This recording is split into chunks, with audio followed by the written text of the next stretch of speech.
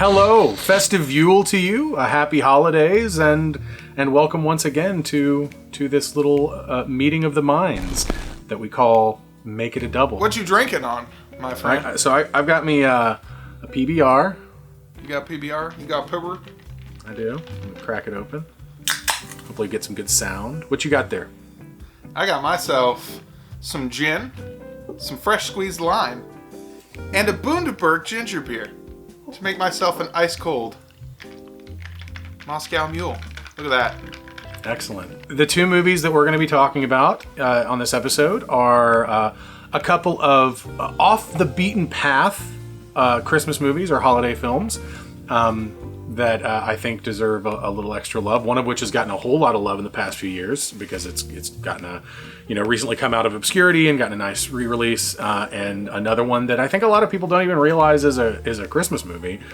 My pick for this episode is a movie from 1990 called I Come in Peace, starring Dolph Lundgren. And what did you pick for us this time? I picked Deadly Games, aka Dial Code Santa Claus, aka a bunch of numbers and some French words. So the first one that we're going to jump into is my pick, I Come in Peace. Also, it's got an aka Dark Angel, not the James Cameron, Jessica Alba starring television series. I'm not sure what the story is behind the change of the title. I'm not even sure what title it came out under because I've seen this movie with both titles in the opening credits, and they have the same font style and everything. Like it's like this blue metallic font or whatever, and the one that's on the Shout Factory Blu-ray release is I Come in Peace. But like the Shout Factory likes to do, they have the double-sided inserts, cover inserts, and one side is the I Come in Peace and the other side is Dark Angel. Personally, I prefer I Come in Peace as a title. I think it's more striking. And it makes more sense because that's the thing that the bad alien, as he's credited as, it says throughout the movie. I come in peace. I prefer that title because Dark Angel doesn't make any sense. I don't know what in the world that's referring to, but I Come in Peace was made in 1990 by a guy named Craig R. Baxley, who also made a movie called Action Jackson, starring Carl Weathers, who was in Predator. I guess he also did stunt work on Predator, which is probably where he met Carl Weathers. Anyway, he made this movie starring Mr. Dolph Lundgren. And the synopsis on IMDb is, a renegade cop is forced to work with an FBI agent in order to bring down a group of drug dealers with sinister plans. And that doesn't even remotely cover like what this movie is actually about. Because it's about Allens, our favorite thing. You've got an Allen shirt on, yes? I want to believe. And so it's actually more like honestly, like the plot is really like similar to like Terminator. The original Terminator. It's also kind of like Warlock in that villain displaced from their home or time or planet, in this case planet, is being chased by another person from their home or time or planet or whatever. In practice, though, it feels more like a kind of a bog standard buddy cop movie, just with some really extraordinary elements, tacked onto it, like this alien plot and all this kind of stuff. And that's what makes it interesting, is that it kind of ends up feeling like this movie called The Hidden. Have you ever seen The Hidden with Kyle MacLachlan? It's about an alien who comes to Earth and works with the FBI, looks like a human, but is actually an alien, and he's chasing this other alien. It's also kind of like Alien Nation. There are a few movies like this. I was about to say, that sounds like Alien Nation. Yeah. It's kind of like Alien Nation, kind of like The Hidden. There are a few movies that this is kind of like. But the thing that makes this a Christmas movie is the same thing that makes, things like Die Hard, because that's what everyone seems to want to talk about. It's just like, my favorite Christmas movie is Die Hard. I'm so interesting. You're so edgy, bro! But it does in fact take place at Christmas, and very pointedly so. Like the very first scene is a dude driving in his car trying to put on like a Christmas music CD into his stereo. He drives into a Christmas tree farm. He gets out. He says, Merry fucking Christmas. Because it's Christmas, and that's what you say at Christmas, is Merry fucking Christmas, Happy fucking holidays. So aggressive. And then the alien comes, and that CD, the burnt CD survives. The CD survives, but the burnt CD is a very interesting sort of like central image, if you will, a foreshadowing of things to come, because it looks like the primary weapon that the alien uses, which is this wicked disc thing that he shoots from his arm, and it like slices people's throats and bounces around the room and stuff like that. It's a CD.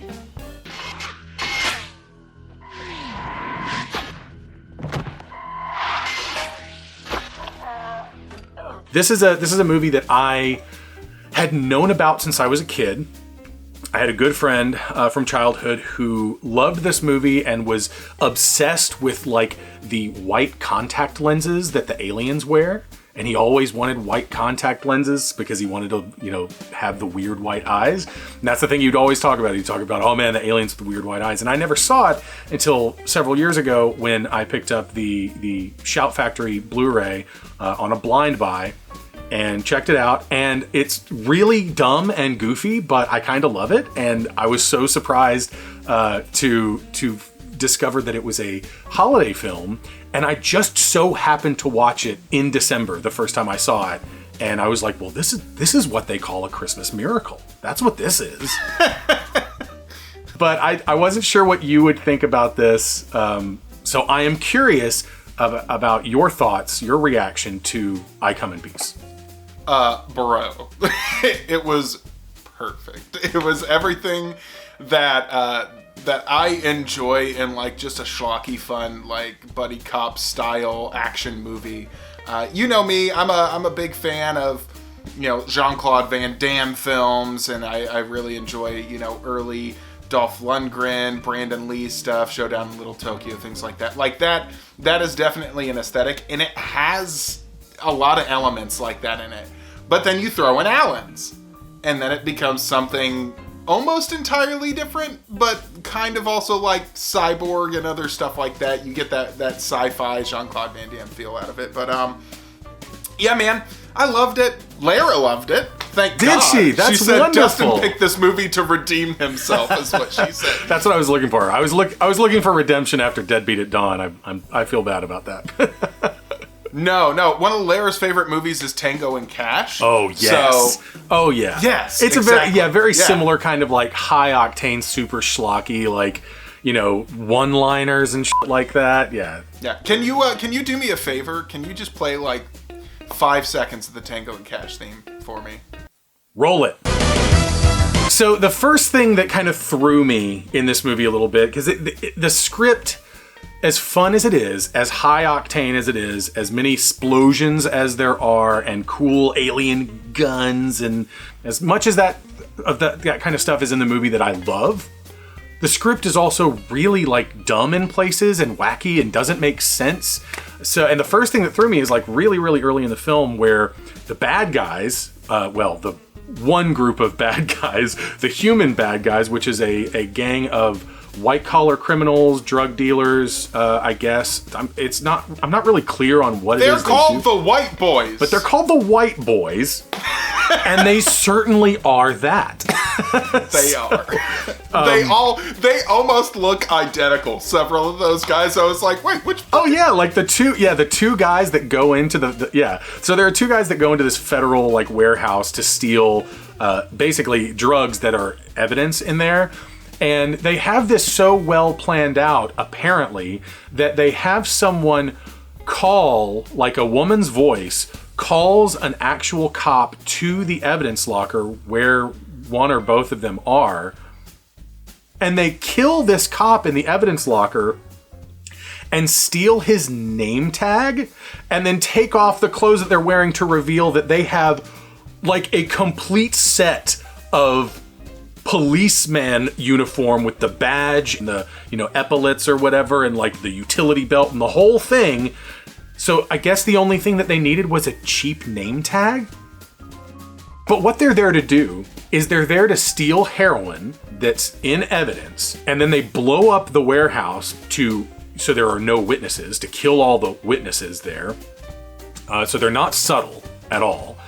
And then they take this heroin to a sale, with someone that they have a contact with, that they already know is a cop, and they're not going to sell it to him, and they kill him instead. So why did they go to the trouble of stealing the drugs from the federal warehouse to sell to a cop that they're not going to sell it to because they know he's a cop?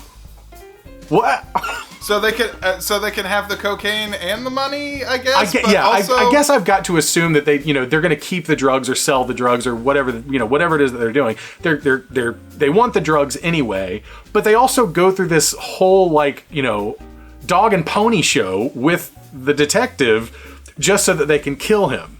This is the only scene in the movie that he's in, but Sherman Howard, who plays Victor Manning, who's like the big boss of the White Boys. Do you know who that actor is? Who? Sherman Howard. He played Bub in Day of the Dead. Oh my God! Yeah. Isn't that crazy? Why don't we just cut the crap, man, and get down to business? What university did you attend? The University of Suck My Dustin, did you know the tagline of this film? Maybe. What is it? The thing about the closest... You read it. I don't know. Jack Kane, Houston cop. Human. What he's up against isn't. That's accurate. Unless you're talking about the White Boys, who are very human. Very human. So technically that's wrong. Yeah, it's another part of this movie that I don't feel is super congruous, is the melding of the White Boys plot with the alien invasion plot, right? Oh my God, no. So they tie it together a little bit in that the bad alien who comes to Earth steals the heroin from them so that he can inject it into people, causing them to overdose, which creates endorphins in their brain that he then sucks out of their brain to create a perfect drug that he can then sell on his home planet. And I think they give it a name. It's like Barcy? What does he want? Barcy. A priceless drug. Where I'm from. Yeah, it's specifically the pituitary gland that he's harvesting it from, Dustin. Right. All right. Like in the movie From Beyond. Right. Okay. Yes. Except it doesn't it doesn't come out. It's not a forehead. Right. So, Detective Kane has a hell of an apartment for a cop, and his milquetoast partner, FBI partner guy, Agent Smith.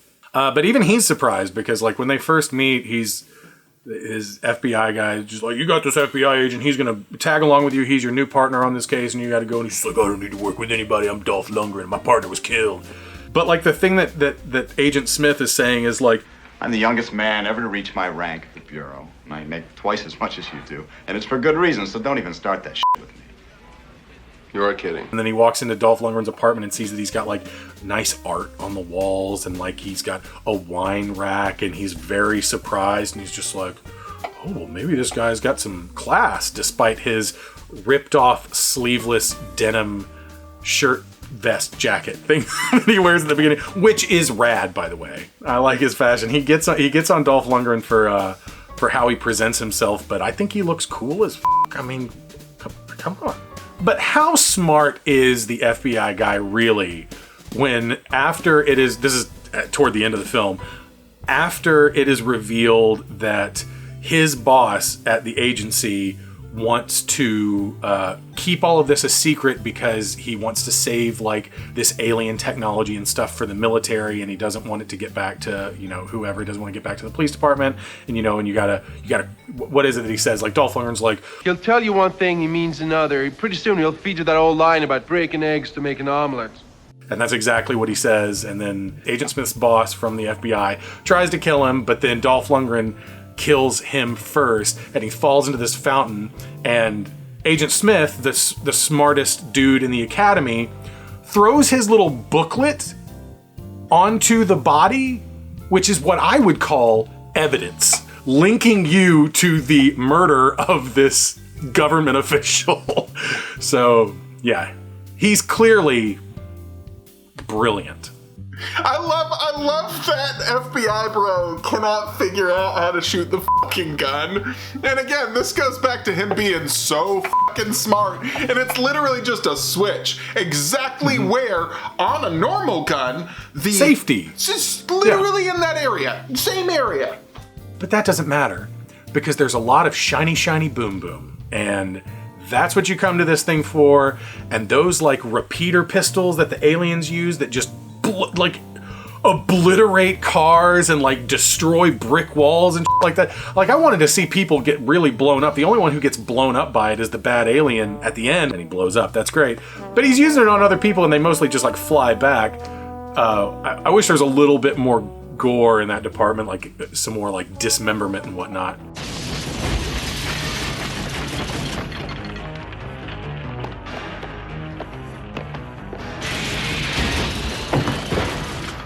Kane, Detective Kane, played by Dolph Lundgren, his girlfriend, she's a doctor. She's investigating these corpses. She's like a coroner or something. So she's investigating these deaths and doing the autopsies and stuff. And she's just like, it's weird. They have a hole in their chest and then they have a hole in their head. And I have to figure out like what that's all about. All of these people died of heroin overdoses, but they have these little holes here and here. And then in one scene, she theorizes this whole elaborate thing. Heroin stimulates the pituitary to make endorphins.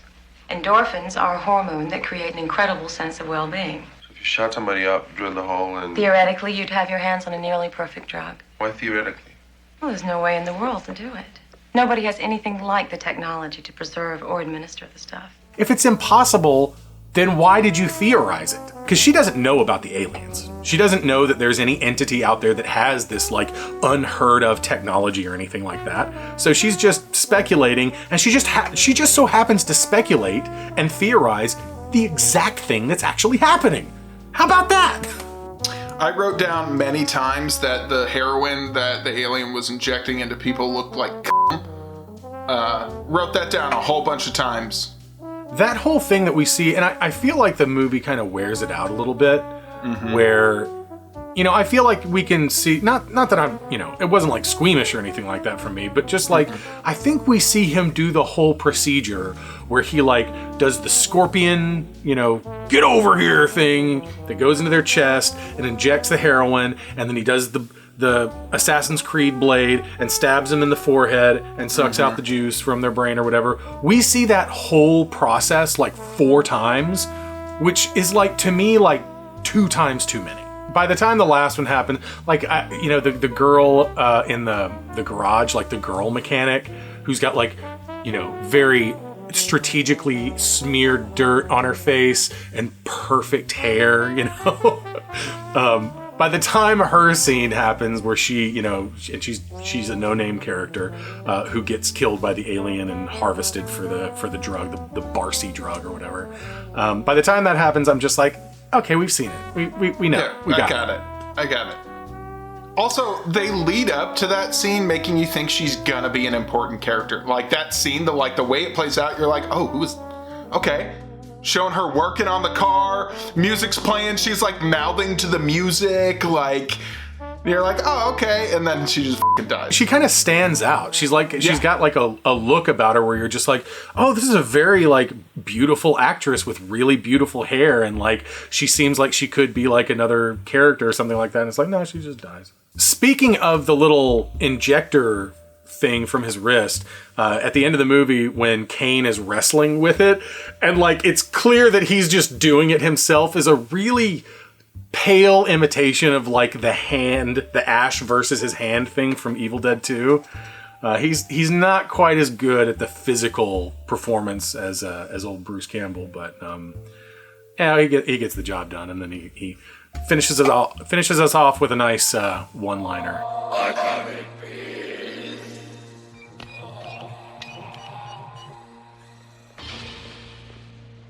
Go in pieces, asshole. I don't understand the "I come in peace" thing. Like it's a great title. I'm glad that the alien says it a bunch in the movie so that the title actually makes sense. That's why it's my favorite title. It's definitely more interesting than Dark Angel. But why does he say "I come in peace" and immediately kill people? He's not fooling anybody. Like, when he says it, like, there is malicious intent in his eyes. No one is, like, reaching out with open arms to welcome our alien brethren at all. It's like the effort that I think that would be to, like, trick someone to be like, oh, maybe he comes in peace. Maybe he's a good alien. No, he looks like a big-ass fucking human, first of all. Number two, he says it in a really scary voice. He's a very frightening person, yeah. Yeah! That actor's name is Matthias Hughes, and he is a German actor, because of course he is. He said that movie is the favorite movie he's ever worked on, because people treated him so nice. Really? Yeah. Well, that's really sweet. Yeah. That is sweet. I'm glad to hear that. Oh, wow. Yeah, he's been in some other B movies. Like, he pops up here and there. He's never been like a huge name, guy or anything.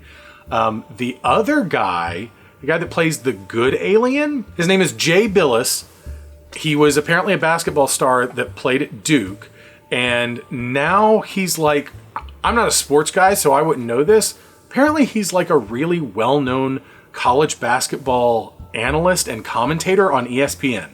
And this is his only movie. And he plays that weird-ass good alien with the giant 5 head and the power mullet.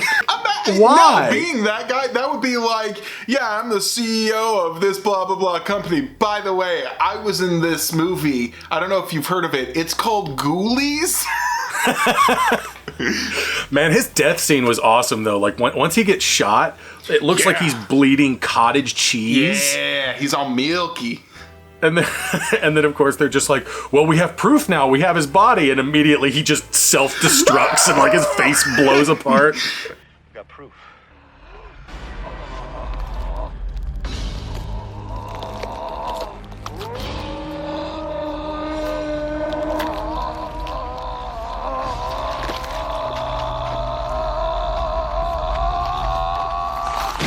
Michael J. Pollard, who's got a very small part in it, and yes, his name is Boner.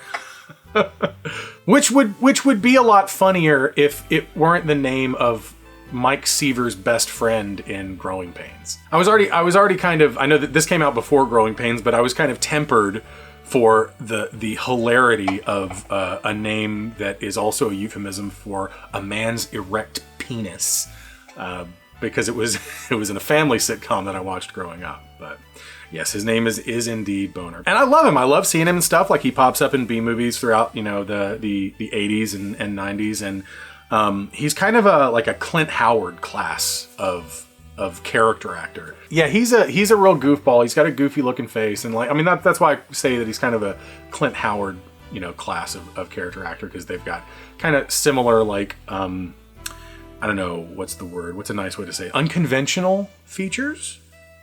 I guess that's maybe. They're maybe not as good of actors to become like a Steve Buscemi, who gets to work with people like the Coen brothers, but who also has those kind of unconventional physical features. But yeah, definitely mad respect to Michael J. Pollard, for sure. Al Leong shows up. He is the quintessential Asian henchman that shows up in a bunch of movies in the 80s. Yes. Yep. He was in Die Hard and Lethal Weapon. He played Genghis Khan in Bill and Ted's Excellent Adventure. He's been in a ton of stuff. It was really cool to see him. I on this rewatch, I forgot that he was in it, because he's only in it for like a second. Tell the white boys to kiss my ass. There's some really good line deliveries in this. One of the white boys toward the end of the movie, when they, because that plot line, I mentioned it before, but I feel like they wanted the aliens versus aliens thing and the white boys plot line to go together like peanut butter and chocolate, and it actually ends up going together more like mayonnaise and Skittles. But toward the end of the movie, the white boys show up again, and you're just like, oh, that's right, this was a plot. Oh, okay, let's see where this goes. One of the guys gets out of the car, and it's not a great line, but the delivery's great, and he goes, You f***ed up, Kane! Oh, not now. So that does it for I Come in Peace, aka Dark Angel. I'm a big fan of this. I think it's a great holiday movie that's kind of off the beaten path, and I'm glad you enjoyed it as well. So check it out. Merry Christmas. Deadly Games. This was my pick for us to watch. You actually, I think, briefly introduced it to me last year, or maybe I saw it, and then you told me to watch it, like, right after I had discovered it. Maybe. I can't remember how it went, but yeah, like, I definitely discovered it last year with basically everybody else. I think last year is when it came out. It hit Shudder last year, and it was a Shudder exclusive. They had dug it up from, being kind of hard film to get a hold of for a long time, and then Vinegar Syndrome put out the Blu-ray this year. And it has like 5 names, like literally. It does. Deadly Games, Dial Code Santa Claus, Game Over, a bunch of numbers, and then some French words I didn't understand. 3615 Code Pierre Noel, and also Hide and Freak, which Hide and Freak. I don't know where it was called Hide and Freak, but I saw that on Wikipedia and I was like, okay. It's directed by René Manzor and written by him. And he is, I believe, the father of the kid that plays Tomas in the movie. Oh, I didn't know that. Okay. Yeah, Alain Lalande, I think. I'm butchering the name, I'm sure. Which, fun fact, turns out he is a major player in visual effects Hollywood productions. He worked on Avatar, he worked on Spider-Man, he worked on like some of the Batman movies. Like that kid is like big name Hollywood visual effects producer now. So the kid? Tomas? Yes, the child. Tomas. What? Yes. I had no idea. Yeah, isn't that intense? That's pretty fantastic, crazy, right? Yeah. Lancement de la compilation.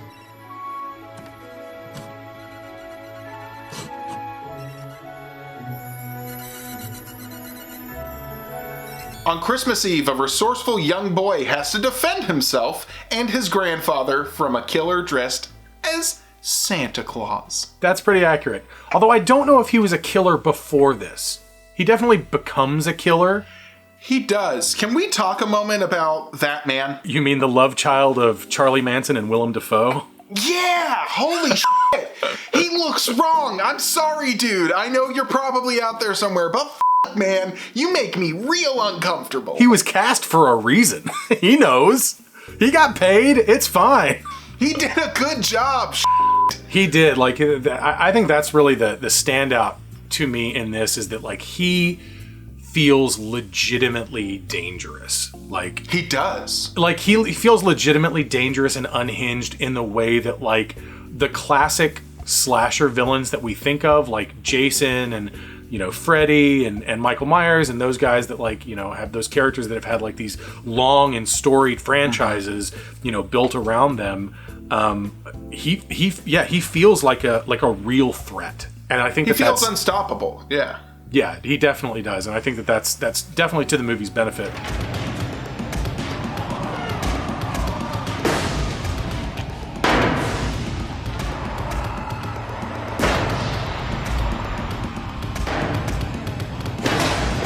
The big thing that stands out to me in this movie is a benefit to it at one point, and also kind of my biggest complaint about the movie at another point, and that's like its tone. I think that the tonal shifts in this movie are initially really good and then really, really weird and maybe bad. Yeah. So the movie starts and we see like this depiction of this kid who is insanely wealthy. His mother is insanely wealthy. I guess his father has died some years ago. And he lives with his grandfather, who is his mom's dad, I guess. And she runs like this big department store, and she's always like buying up smaller businesses and stuff like that. Like she's a corporate pirate of some. She's played very like sweetly and like very. Yeah. She's painted in a very positive light, but like I don't find her to be a very businesswoman. Yeah, I don't find her to be a very positive character. Like, I'm kind of disgusted by her, and I'll get into that later. But this kid, like, has insane resources, and we see at the beginning of the movie, like, he's got, like, a full-sized plane that he can play with and play war sounds, and he's fallen asleep in the plane with his dog, JR. And, he's got, like, the whole house is wired with speakers so he can, like, play war music and war sounds and things like that. So he plays Rambo and runs through the house, and he's got the headband, and he's got, like, a bandolier with, like, little suction cup bullets and stuff on darts. For 2 seconds. The scene where he fucking montages into his Rambo gear is uncomfortable. It is, because he's so sweaty. He is very sweaty, and they're definitely like doing the shots that you would see of like Sly Stallone's muscles that are definitely like sexualizing Sly Stallone. And it's supposed to be a send-up of those scenes, but it's like a little kid's like chest and arm, and I'm like, is this directed by Victor Salva? I don't like this at all. No. Stop. Yeah, that's literally what I wrote down as like, it's super awkward, kind of sexualized, sweaty child montage with a song titled Mr. Christmas, Mr. X playing in the background. Mr. Christmas, Mr. X, which is definitely like a French, legally distinct knockoff of Eye of the Tiger. Eye of the Tiger. Yep.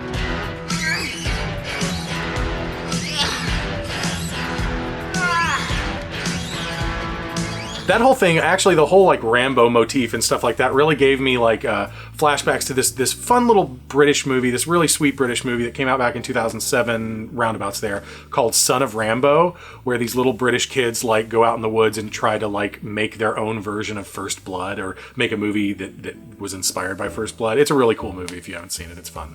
Very like coming of age kind of thing. But yeah, like that whole opening sequence like really gives you an idea of how wealthy this kid is, you know? And he's got this whole house wired up. He's got like, you find out later, he's got this entire like chamber filled with all of the toys that his father and his father's father and his father's father ever had. Ancestors is the term he used. His mom doesn't know this room is in the house, and it's this cavernous interior space with all of these old ass toys everywhere. It's insane. I'm shocked at how not irritating that kid was, because that's a fine line to paint a kid who is really, really intelligent but not precocious and shitty and irritating is not easy to do. Not obnoxious and audacious. Like I would say the only point where I got irritated with him was, well, he got lost in his own fucking house because there's a goddamn art maze in it. There's a labyrinthine art gallery like on one of the floors of his house that he acts like he's never seen before, and he's lost. Freaked out by it, and I'm like, it's your fucking house, kid. Well, I mean, to be fair, like if there's a room in his house that his mom doesn't know about, maybe there are rooms that he don't know about. He didn't know about the art gallery labyrinth. But like getting back to the tonal stuff of the movie, the whole first part of the movie, the first chunk of the movie, is all like very sweet and nostalgic feeling. A lot of it shot in like soft focus, like that. I think of that breakfast scene where like you can see like the soft focus flares around the Christmas lights and stuff like that. Mm-hmm. And it's intended to be very, very schmaltzy and sweet. That's the best word for it. Is it's sweet, it's saccharine. Yeah. And then there's this kind of undercurrent of darkness when you see the little interjections with the guy who comes to become the home invader dressed up as Santa Claus, right? And then the big tonal shift of the movie happens finally when Tomas has decided to like record all of these different cameras that he set up in his house because he's going to try to capture Santa Claus on film or on video and prove that he exists to his shitty friend Pilou. And the scene, I love the scene. It's my favorite scene in the movie, despite how like horribly it ends. But like he's under the table and he's looking at the chimney and he sees the legs come down in slow motion and like this light and all this stuff. And it's just like, oh my God, he's real. Santa Claus is real. And then his dog JR comes out and starts barking and biting at this guy, and the dude takes a pie knife and murders his dog right there, and blood squirts out of his neck, and from then on the movie changes. The script I think is really good in like how it at the very least like it pays off in ways that's like one thing leads to another that leads to another, which is how a script should feel propulsive in that way, and that like one event is responsible for the next event that happens, and it's not just a series of like, and then another thing happens. It should be like, and so another thing happens, right? Yeah, he eventually shows up because he catfishes this woman's son who he's working for Christmas. What you're talking about is the scene where he's at that terminal, right? The Minitel point, which I found out is a real thing, by the way. Yes, they're computers that were in the street that you could just access. Right. So Minitel was, as I understand it, was the most successful online service before the World Wide Web.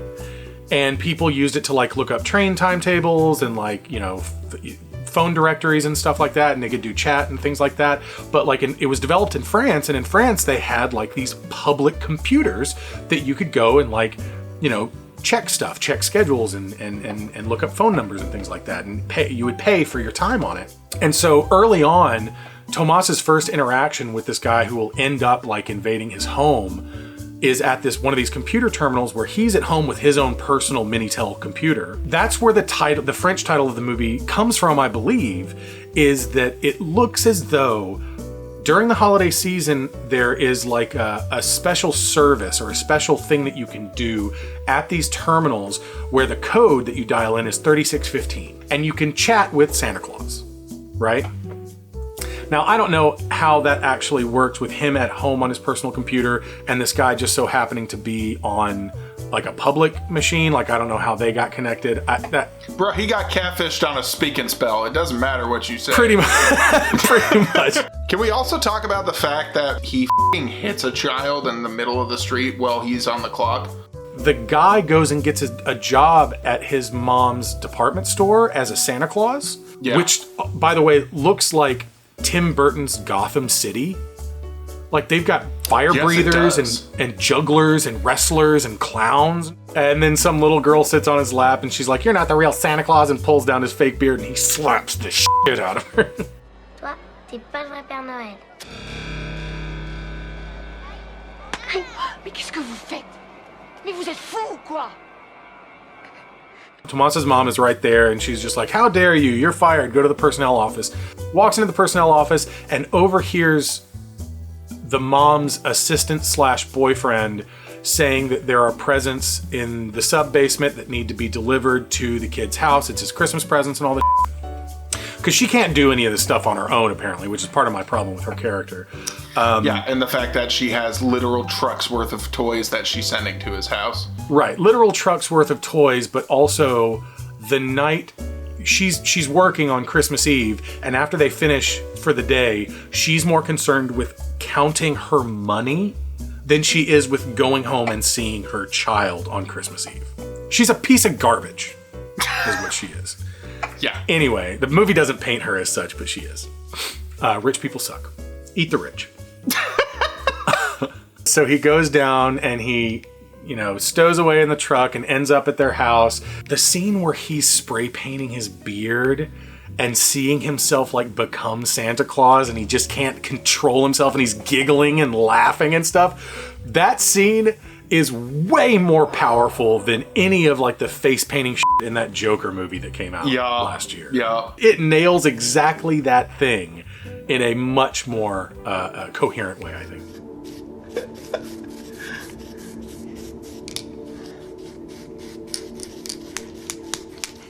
This is like equally the smartest and dumbest child I've ever seen in my entire life. He's supposed to be a genius.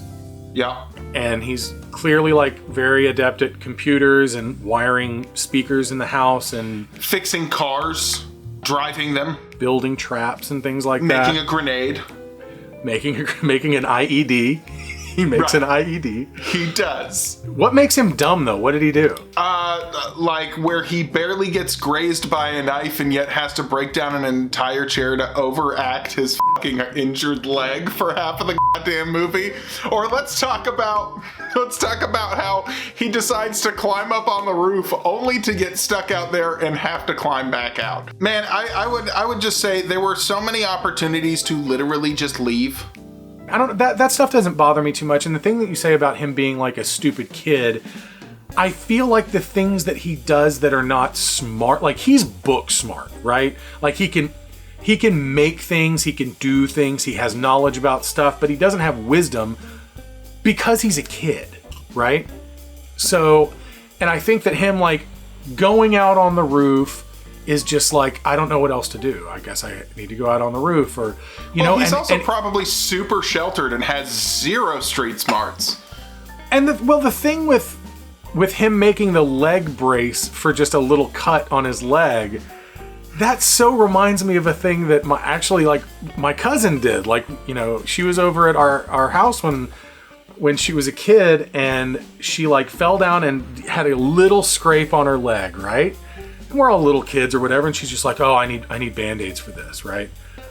So she goes and she gets into the bathroom, that first aid kit, and she literally lines up like 10 Band-Aids all the way down her leg as though she had like a massive gash. And she didn't. But like that reminded me of that, and I was just like, that's exactly what a little kid would do, is that if a little kid is forced to take care of his own wound or whatever, like he's gonna overreact, which is exactly what he does. That's a good place to bring up, I guess, the biggest tonal issue that I have with the film, and it really begins with the montage with Bonnie Tyler's song, which we will talk about.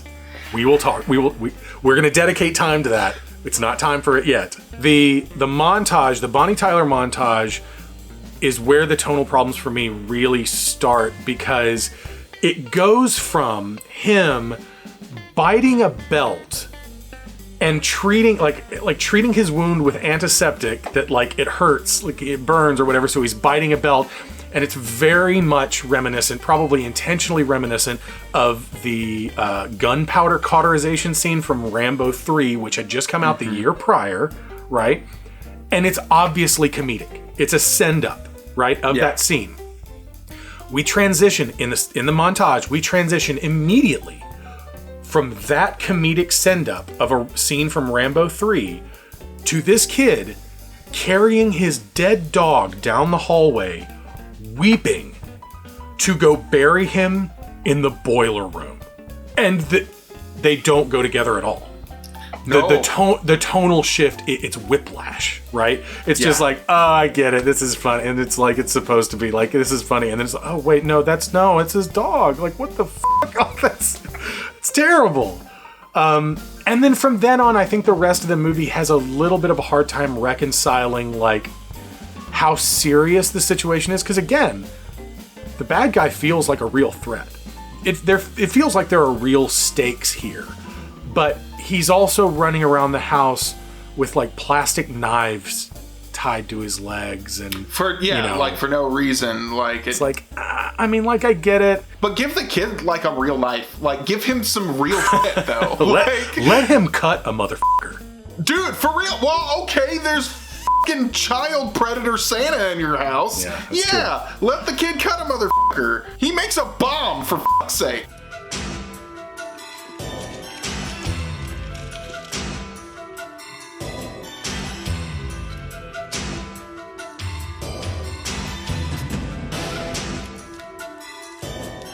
I think it's worth mentioning at this point, the movie that people compare it to the most, you know, since it's come out and kind of been re-released since last year, is that they call it the original Home Alone, right?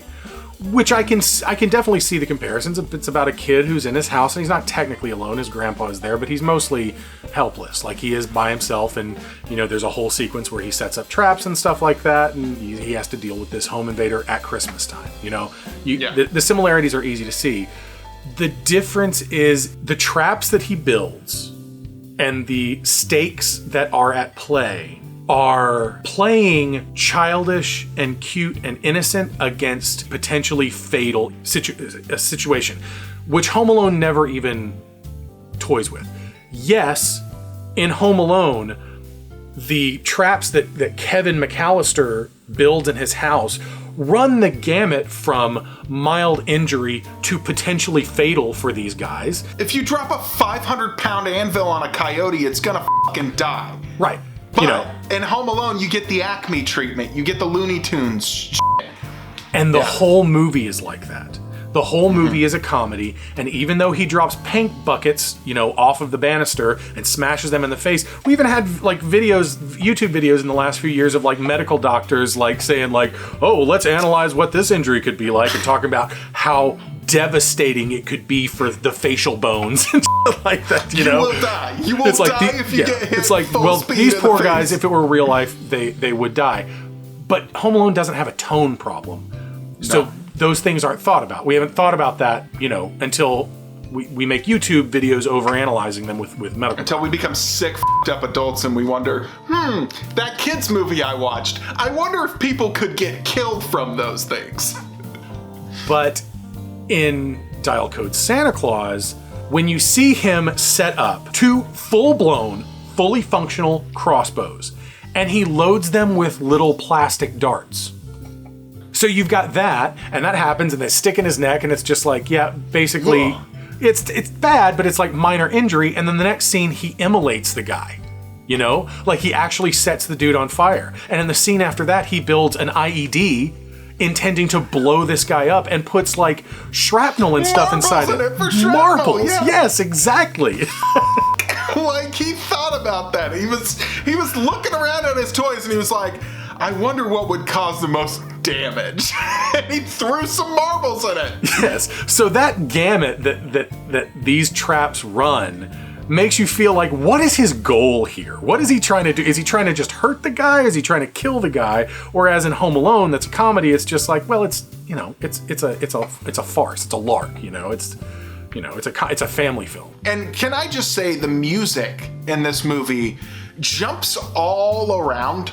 Like everywhere, the music is just as tonally confused as the entire movie in itself. Because I think it's time to talk about it, Dustin. I think it's time to talk about what Bonnie Tyler did to us. Well, she brought us the weirdest, greatest musical Christmas gift that I've ever had in my life. The song in question is called Merry Christmas.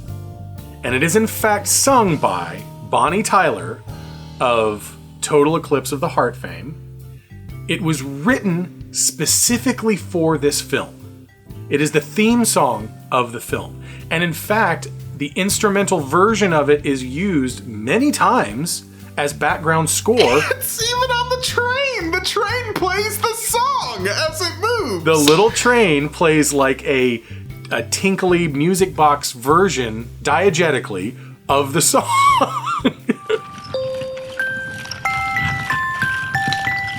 The reason that this is so hilarious is because only this song, with its lyrics, is as wackadoo cuckoo pants as this movie. It is the weirdest holiday song. It is the weirdest Christmas song that's ever been recorded, and I love it. It's great. I sing it to myself throughout the year because it doesn't make sense. I have some sample lyrics here from Merry Christmas by Bonnie Tyler. Happy birthday, Christmas. Welcome, Holy Jesus. Although you reign on earth, who can understand why even a child learning the truth always learns pain? Why does he have to cry to become a man? Wanted, Mr. Xmas. Reward little Jesus. Kids don't grow up like us. You could change the plan. Here comes the darkness. Time to be sad. Here comes the rain. Please don't leave him hopeless to become a man. Only a person with not a firm grasp on the English language could write something so perfectly nutty. And this was written by a couple of French dudes. And it is perfect. Yeah, it's fantastic. And the music video is really great. It's just Bonnie Tyler in a bar, not really knowing where to look. She doesn't know where her eye line is. I think it's one of the standout things from a movie that has a lot of standout things in it. I think the performances are really good. I really love the relationship between the kid, Tomas, and his grandpa. Mm-hmm. It's really sweet, and I think that works. It's really cute, well. Yeah. The biggest issues, besides the tonal stuff that I have with this, is I feel that once the home invasion happens, it kind of becomes a slasher movie for all intents and purposes. Yeah. But as a slasher movie, it sort of meanders because there aren't really any victims. No, in fact, Santa captures Tomas at one point, and he's like, C'est moi qui me cache, c'est toi qui décolle. D'accord? And they play hide and seek. Santa kills the caretakers at the house. Yeah. Because Grandpa is diabetic, needs his insulin, so Tomas has to go to the caretaker's house to get the insulin because they have some extra insulin or whatever, and they're just dead on the floor. And it's just like, if we're gonna have the villain kill these people anyway, why not inject those scenes, like space them through the movie so that the slasher part of the movie actually feels like a slasher? Because it does start to drag. Like, it starts to drag until the weird montage, and then like he sets up the traps, and then it kind of like picks up from there, and it's very propulsive through the end.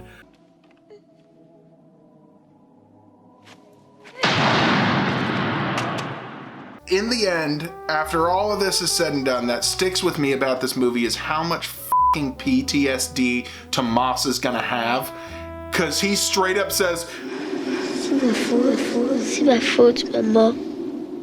I mean, it's appropriate, but like, I think it's so f***ed up that the point that the movie drives home in its final moments, with Tomas sitting on the floor and that 1,000-yard stare that he has, you know, because he's a kid that believes. Like, he's a believer. He believes in Santa Claus, and at no point did he ever think that this was not Santa Claus. That's the f***ed up thing, that because right before he saw this guy come down the chimney and kill his dog, he's on the phone with his mom, and his mom says to him, she adds to the mythos.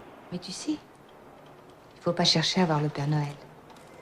Sinon, il se met en colère et il se transforme en ogre. En ogre? So instead of this kid's mind going to, oh, this can't be Santa Claus because he's trying to kill me and my family, he instead thinks about the thing that his mom just told him, and that was, it's my fault. I tried to see him and now he's going to kill us. So this kid believes that he was hunted by Santa Claus and he and his grandpa killed Santa Claus. Yeah. And he's the reason no children will ever get presents on Christmas anymore.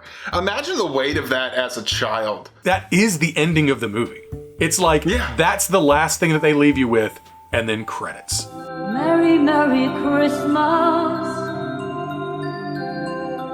You know, since last year, this is the second year in a row that I've watched it. It's going to be part of my yearly rotation. Right along with the Star Wars Holiday Special. Stir, whip, whip, whip, stir. Stir, whip, whip, whip, stir. But I really like some of these recent, well, not the Deadly Games, aka Dial Code Santa Claus, aka Hide and Freak, is recent, but Rare Exports from a few years ago, that is in my yearly rotation of like weird, dark Christmas movies. Of course, there are like a bunch of Christmas horror movies that you go to, like there's like 5 Silent Night, Deadly Night movies, and Santa's Sleigh, and Krampus from a few years ago. That's a pretty good one, but this is a really, really good pick for this season. Yeah, it was, it was kind of a no-brainer. It was between this and Rare Exports, and actually, for whatever reason, I misremembered what you had said, and I was like, oh, Lara, we're gonna have to watch fucking Dial Code Santa Claus and Rare Exports. I'm like, you're not gonna like this night. Like, you are not gonna enjoy this. And then it turned out to be I Come in Peace, and I was like, oh, thank God. Oh, my God, she's not gonna leave me. Are you gonna show her Rare Exports? Yeah, absolutely. That's a next year thing, though. I only get like 1 or 2 of these a year. Okay. And I think next year I'm really going to lay down the hammer, and we're going to do the Boxer's Omen followed by Rare Exports. Dude, you do not treasure your relationship. A